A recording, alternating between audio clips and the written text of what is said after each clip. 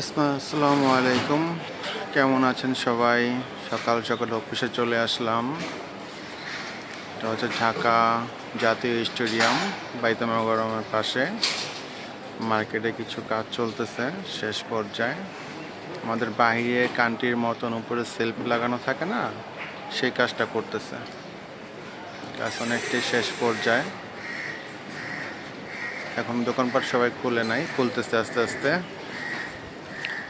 ওই যে আমাদের বাইতুল মোকাররম জাতীয় মসজিদ দেখা যাচ্ছে, আর এটা হচ্ছে সুইমিং পুল। পানি এখন নাই, পানি তো দু একদিনের জন্য বন্ধ আছে। আবার পানি দিলে খুব সুন্দর লাগবে। আল্লাহ তাআলার সৃষ্টির কত সৌন্দর্য।